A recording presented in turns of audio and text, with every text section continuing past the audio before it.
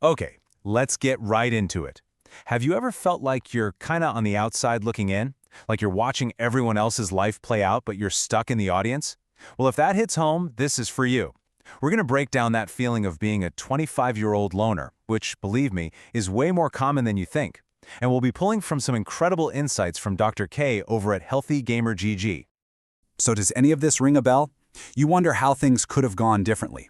Yeah, you've got friends, but you don't really feel like you're in the group, you know? Maybe your last best friend was way back in elementary school. Romantic relationships just haven't really happened. And that hobby you poured hours into, it feels like it never quite got to that next level. It's just this constant, low-grade feeling of being out of place. And this is the real kicker. Because on the outside, you probably look totally fine. You've got it together, you go to work, you do what you need to do. But on the inside, it's this deep, quiet loneliness that you're just carrying around with you and nobody can see it. Now, here is the most important part. If this is you, you need to hear this. It is not a personal failing. This isn't something that's wrong with you. This is a pattern we're seeing on a huge scale, and that means we gotta look at the bigger picture. This experience is so common, so widespread, that cultures all over the world have actually come up with their own words for it. And when you see that, you start to realize, oh, this isn't just me. Understanding this larger pattern is the first step to building the confidence to actually do something about it. I mean, just look at this. You've got hikikomori in Japan for people who feel shut in, NEETs in the UK, NINAS in Latin America, ni estudia ni trabaja, neither studying nor working. Even the laying flat movement in China. Different cultures, different languages, but they're all describing a similar struggle. This proves it's not a you problem, it's an us problem.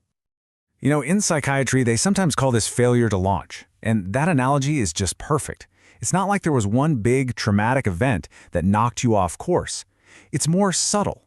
It's like you're a plane on the runway, and you're picking up speed just like everyone else, but for some reason, your wheels just never leave the ground. And every year, you feel like you're slipping just a little bit further behind. Okay, so if it's not some deep character flaw, what is actually going on? Why are so many people feeling this exact same way? And the answer, a lot of the time, comes down to a simple skills gap. Our world just assumes that we pick up social skills naturally, through osmosis. But what if you didn't? What if some of the most basic lessons in how to connect with people just got missed? Let's make this super concrete. Think way back when you were a little kid. When you went to a friend's birthday party, how did that go down? Were you just kind of dropped off at the door? Were you ever walked through these little rituals? Like, step 1, actually thinking about and picking out a gift that your friend would really like. Step 2, writing a personal note in the card. Step 3, walking up and handing it to them directly. Or even step 4, the idea of giving little party favors back to your own guests. These things seem so small, but they are literally the nuts and bolts of friendship. They're how we learn to show people we care. So why weren't we taught this stuff? Well, because the world changed, and it changed fast. A couple of generations ago, you learned this stuff because you grew up in these tight-knit communities where you saw the same people every single day. But then the internet happened, and those communities kind of fractured. All of a sudden, parents needed to start teaching these social skills directly, but a lot of them didn't know they had to, because no one ever had to teach them. All right, so if it's not really your fault, why does it still feel so terrible? Well, that leads us to the next piece of the puzzle, the self-blame trap. It's the internal story we tell ourselves that keeps us completely stuck. And this right here, this is the engine of the trap. Because you don't see the big picture, you just assume it's all on you. You blame yourself for your childhood, for the way society is, for whether or not someone texts you back, but you can't control any of that.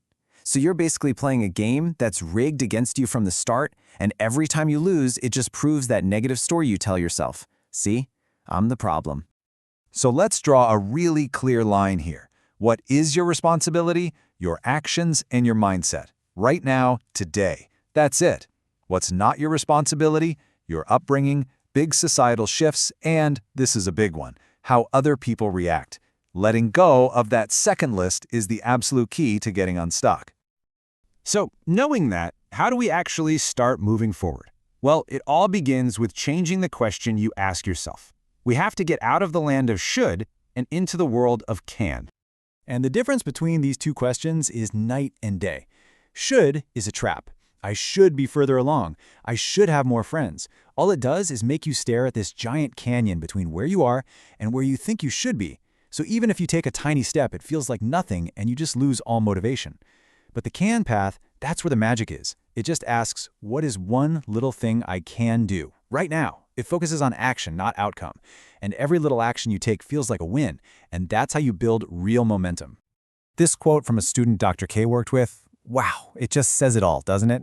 When you're stuck in the should trap, you're always your own harshest critic. You get a 93 on a test, and all you can see are the 7 questions you got wrong. The path forward is learning how to finally see and even celebrate the 93 things you're getting right. A really great way to think about this is like physical therapy after a stroke. The therapist doesn't show up and say, you should be able to walk.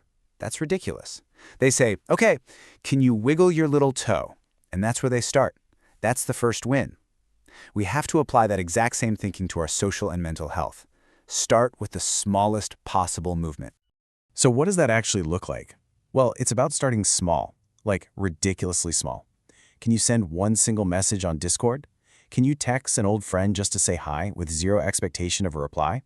Can you just type one response in a group chat, or even just watch one YouTube video about a social skill? The outcome does not matter. The win is just doing the thing. The success is in taking the action that you can take. And that's what it all comes down to. This isn't about fixing your entire life overnight. It's not about who you should be. It's just about this one simple, powerful question. So right now, just ask yourself, what is one small thing you can do today?